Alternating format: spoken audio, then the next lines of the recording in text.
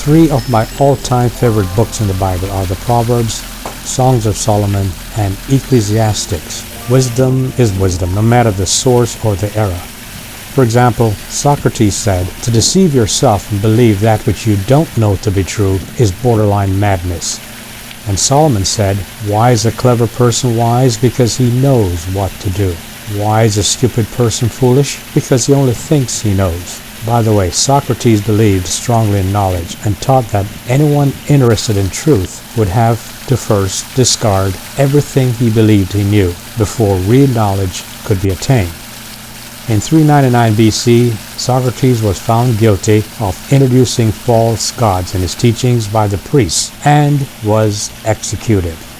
But I'm getting off the subject. My point is this: you must question everything. Take the flood, for example. You may think there was only one, but it is a story copied and rehashed in different cultures for different reasons. The Babylonian text, the Epic of Gilgamesh, for example, speak about the flood. The flood was also mentioned in the Hindu Puranic story of Manu. And of course there was a Chinese deluge back in 2348 BC. The same goes for the virgin births. Mutamha, the Virgin Queen of Egypt, supposedly gave birth to Pharaoh Amenhotep III through a god holding a cross to her mouth. Thomas Paine, American revolutionary and author, said, "Is it more probable that nature should go out of her course or that a man should tell a lie?" Have you heard of the story of one Simeon Toko, T-O-K-O? Okay, go ahead and Google him.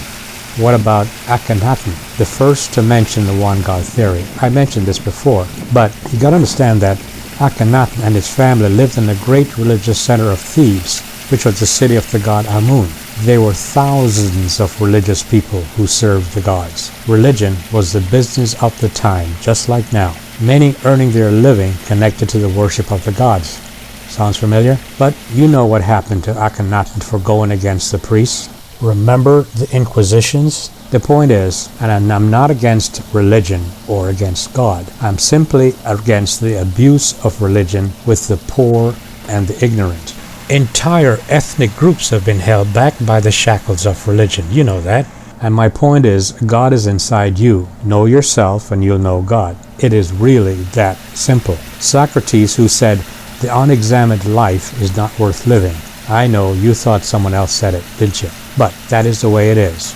We're constantly retelling tales, stories, and other people's insight and passing down these little tidbits of information as truth. Aristotle said, "Knowing yourself is the beginning of all knowledge." The problem is that the unscrupulous cannot take your money from you if you're going to follow the quest of self-discovery.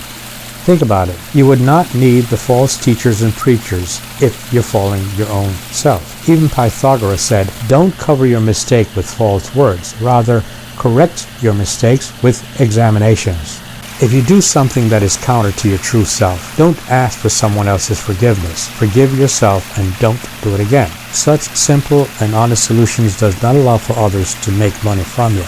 In the book, The History of the Peloponnesian Wars, it was written, "Self-control is the chief element of self-respect, and self-respect is the chief element in courage." It takes a lot of courage to throw off nonsense and assume ownership of your own errors. It takes a lot of courage to throw off nonsense and assume ownership of your own errors. It does take a lot of courage to discard ignorance for truth, and then never going back to a life dictated by myths and fear. Yes, it takes a lot of courage to be yourself and not bow to the misdeeds and misbeliefs of your peers. But that's what it takes to be truly free of fear, hate, and your prejudices, which are the basis for all false beliefs and easy manipulation of your mind and soul.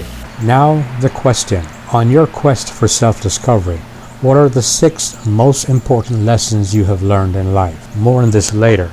By the way, the next time you watch this video, turn off the sound and watch while listening to your favorite piece of music as you meditate. Your music and the visuals here will inspire you to reach your own conclusions. And finally, don't forget to share this video, your comments, and your suggestions.